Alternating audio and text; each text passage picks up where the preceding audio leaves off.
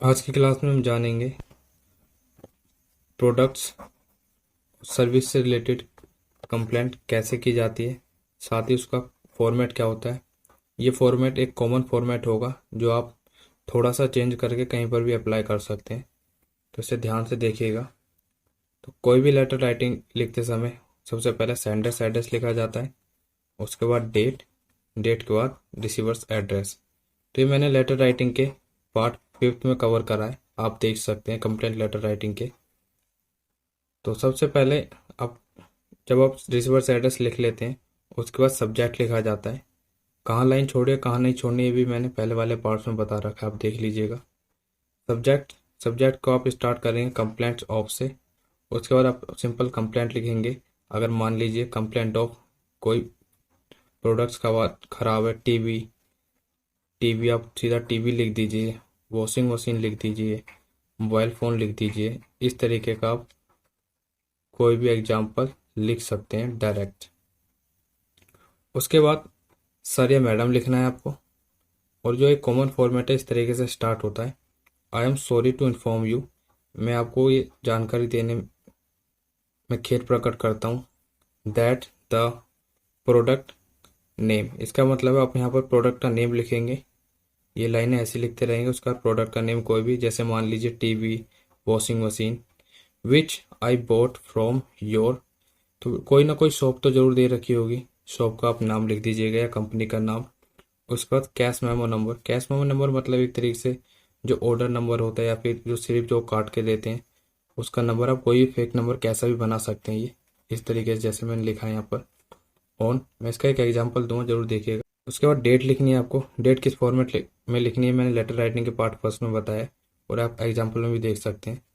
With guarantee आप लिख सकते हैं, गारंटी का पीरियड लिख सकते हैं, कितने समय की गारंटी है। अपने आप कोई भी लिख सकते हैं, फेक एक गिवन है तो आप वो लिखेंगे। उसके बाद उसमें वो क्या काम करना, एक क्या काम नहीं कर रही है, बंद हो गया है, चल रहा है, ये आप बताएंगे। कोई भी चीज़ है, या उसमें क्या डिफेक्ट्स आ गया है, या फिर उसकी वर्किंग कंडीशंस बताए। वर्किंग कंडीशंस बताने के बाद आफ्टर आफ्टर के बाद आप टाइम लिखेंगे। टाइम आप किस चीज़ का लिखेंगे, को कितने समय बाद काम करना उसने बंद कर दिया, खराबी आना चालू हो गई, या कितने समय तक उसने काम किया। उसके बाद लिखेंगे all these are causes of, ये सभी कारण है। दैट कि आई फील चीटेड, मेरे को ऐसा लगता है कि मेरे साथ धोखा हुआ। देयरफॉर, यही वजह है या यही कारण है। नाउ अब आई वॉन्ट टू, आप इसे लिख भी सकते हैं नहीं भी। रिक्वेस्ट यू, मैं आपसे ये रिक्वेस्ट करना चाहता हूँ कि to follow your terms and conditions of sales and purchase. आप अपने सेल्स एंड परचेज की जो कंडीशंस है उनको फॉलो करें, पूरा पूरा करें।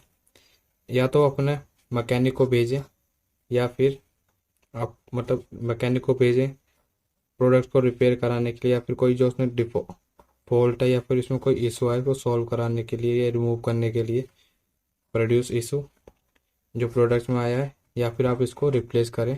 किसके अकॉर्डिंग, टर्म्स और कंडीशंस के अकॉर्डिंग आप इसको ये काम करें। उसके बाद आप लास्ट लाइन लिखेंगे, your quick action will be highly appreciated.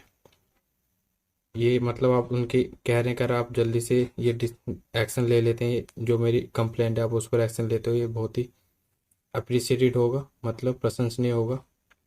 उसके बाद आप थैंकिंग यू थैंकिंग यू लिखेंगे, योर्स ट्रूली। ट्रूली इसके बाद आप अपना नेम लिखेंगे, मतलब अपना कहने का मतलब है जो लेटर में दे रखा है उसका अपने डिटेल्स भी आप डाल सकते हैं। अब इसका एक एग्जांपल देखते हैं, जिसका सब्जेक्ट है complaint of Samsung washing machine. तो अब यहाँ पर सैमसंग वॉशिंग मशीन की कंप्लेंट की जा रही है। तो सब्जेक्ट के बाद सैल्यूटेशन, उसके बाद आपको वही फॉर्मेट जो मैंने नीले पेन से लिखा है फॉर्मेट है, जो ब्लैक पेन से लिखा है ये वो शब्द हैं जो आपको चेंज करने हैं और आप कर सकते हैं। जैसे I am sorry to inform you that, तो दैट के बाद यहाँ पर मैंने ब्लैक पेन से प्रोडक्ट नेम लिखा, आप कोई भी प्रोडक्ट नेम लिख सकते हैं। उसके बाद आई बॉट फ्रॉम, कंपनी या शॉप का नेम लिखना होता है तो मैंने ये लिख दिया, लेटर में गिवन होता है। कैश मेमो नंबर आप कोई भी फेक बना दीजिए। उसके बाद आपको डेट बतानी होती है आपने कब खरीदा। आप लिख सकते हैं गारंटी कितने साल की, अगर लेटर में दिए 1-2 महीने की तो आप वो लिख दीजिए, साल की दी है। नहीं दी तो आप अपने आप कोई भी फेक लिख सकते हैं, 1 साल, 2 साल, 4 साल, 5 साल, 10 साल, आप कुछ भी लिख सकते हैं। उसके बाद आपको बताना होता है ये जो जितने मैंने डॉट डॉट करें ब्लैक पेन से, इसकी फंक्शनिंग के बारे में। फंक्शनिंग कहने का मतलब है इसने काम करना बंद कर दिया, कब करा, या 2 मंथ्स के बाद, 3 मंथ्स के बाद बता रखा है तो ठीक है, नहीं तो आप अपने आप कोई भी फेक लिख देंगे।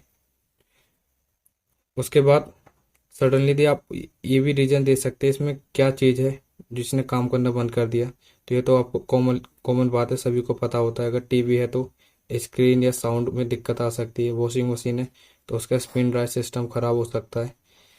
तो इस तरीके से spin dry system started creating noise, create करने लग गया और उसने काम करना बंद कर दिया। उसके बाद आपको वही फॉर्मेट लिख देना है, जैसे all these are causes of that I feel cheated, therefore now I request you to follow your terms and conditions of sale and purchase. Either send your mechanic to repair, remove or solve the produced issue, buy the products or replace it. उसके बाद आप concluding line लिखेंगे, your quick action will be highly appreciated.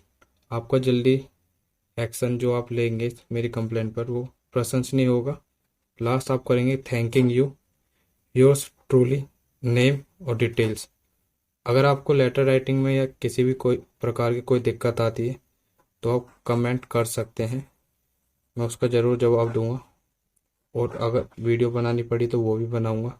साथ ही इस series में मैं आप अब इसके बाद एडवर्टाइजमेंट,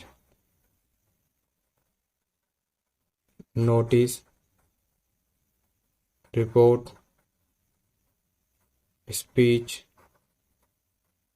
डिबेट, इसी तरीके के सभी टॉपिक कवर करने वाला हूँ।